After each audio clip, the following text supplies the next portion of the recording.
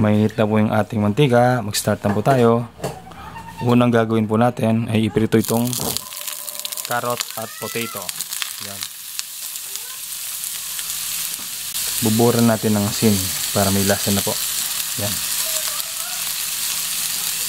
Halu-haluin natin ng konti once in a while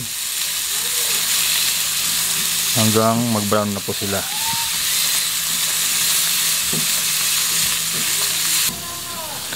Pwede naman hindi natin iprito itong mga carrot at potato. Kaya lang, kapag hindi nyo pinirito, kapag marami ang niluto nyong giniling, agad masisira. So, kapag natanggal yung water content ng carrot at potato, magtatagal po yung ating pork giniling. Sa puntong ito, pwede na natin silang i-set aside. Yan o. Medyo na sila, toast na sila. Okay na po yan.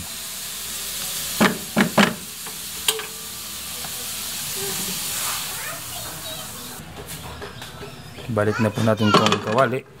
Yan. Tapos hindi yung kalan. Medyo maingay po yung mga bata. Pasensya na po. Magigisa na po tayo ng bawang. Yan. Sa bawang, mas maigi kung may brown po natin siya ng konti para medyo garlicky po siya.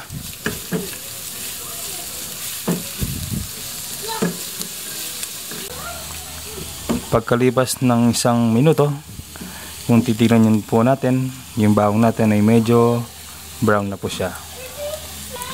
Ngayon, isusunod na natin yung sibuyas.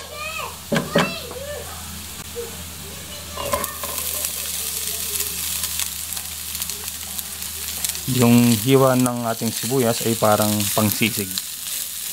Kasi magluluto tayo ng pork giniling. Yan. Hintayin lang po natin maging translucent ang ating bawang.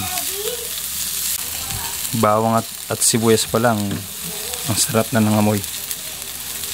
Yan, medyo translucent na po yung ating bawang tsaka sibuyas. Sunod na natin ilagay ang karne ng baboy, yung pork giniling. Ito po ay kalahating kilo. Medyo marami rin po yan. Sumutin natin.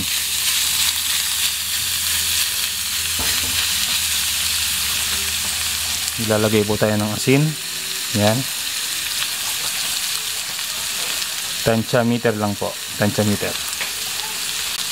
Tapos maglalagay din tayo ng dinurog na paminta. Mas marami, mas maigi. Yan. Huwag kalimutan ng dried bay leaves.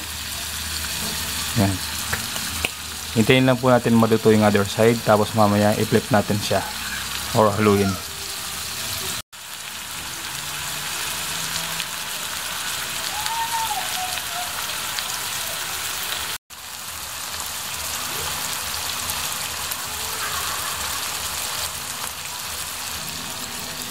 Makalipas ang 1 minuto, yan, haluin na natin. So, ang purpose natin ngayon, ang objective natin ay i-brown ang karne.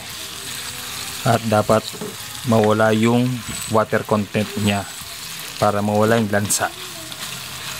So, medyo matagal po yung prosesong to kasi i-brown po natin at patutuyuin. Yan. Makalipas ang 3 to 4 minutes, nagmantika na po ang ating karne at wala na po siyang water content. Yan o, ang gandang tignan. So yan, walang lansa yan kasi naprito po siya sa sariling mantika. Okay? So ang next step po natin ay maglalagay po tayo ng tubig at pakukuluan.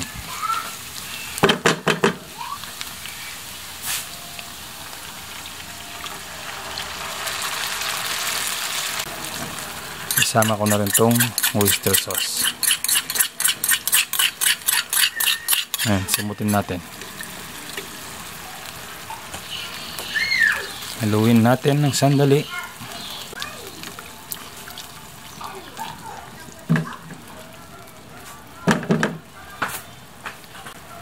Takpan natin ng mga 5 hanggang 10 minuto.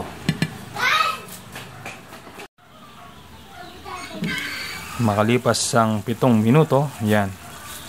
Maganda na po ang kulay niya at palambot na po yan. Maglalagay na po tayo ng pork cubes. Sasabay na po natin tong tomato sauce. Yan.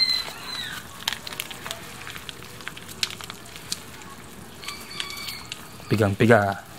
Yan. Haluin natin para well blended siya. Haluin natin siya ng mabuti.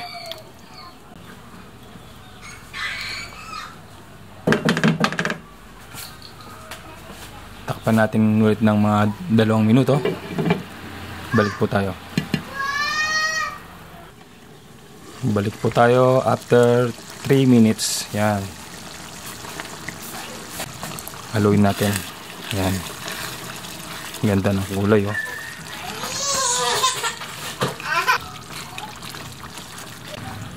So, ang susunod natin gagawin, ilalagay na po natin yung carrot at potato. Yan. Yun, oh. Sarap niyan. Meron din tayong green peas. Pre-cook na po yan. Kaya luto na siya. Ayan, haluin natin. Ganda ng kulay, oh. Sarap natin ng pork giniling natin. Haluin lang natin ng sandali. Tapos takpan natin ng 2 minuto.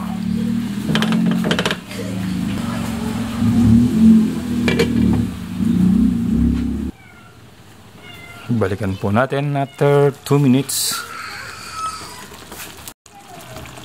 Katakam-takam, mo. Sarap, po. Grabe. Sarap sa kanin ito. Ano? Ganda ng kulay.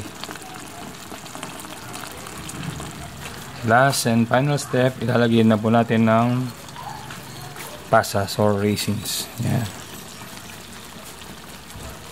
Meron din po tayong red bell pepper. At ang pinakahuli ay quail eggs, itlog ng pugo. Yan, haluin po natin. Grabe, ang sarap, po. San ka ba, boy? Anong palagay mo sa uluto natin ngayon? Sakto-sakto yung salsa niya, oh. Sarap. Ganda ng kulay, oh. Ready na po ang ating ulam for today. Grabe. Masarap to sa kanin. Masarap to sa pandesal, palagay ko. Kahit sa pandalamon yan. Grabe, oh. Sarap ng amoy. Lalong sumarap yung amoy niya dahil sa bell pepper. Yan, oh. Grabe yung sarap niya. Sana na-enjoy niyo po itong aming recipe. Sana meron po kayong napulot na mga tricks, mga tips na ginawa ko po. Yan. Sana nag-enjoy po kayo. Huwag niyo pong kalimutan na mag-subscribe sa aming YouTube channel. Tapos paki-like na rin po yung mga video namin kung nagustuhan niyo po. Comment na rin po kayo ng mga positive para good vibes lang po tayo. Shoutout po lahat sa inyo. Maraming salamat po. Approve. Grabe, oh. Sarap, oh. Sarap sa kanin. Sarap sa pandesal, oh. Yan. Merienda or ulam. Or ulam. Pwede ring merienda. Yun.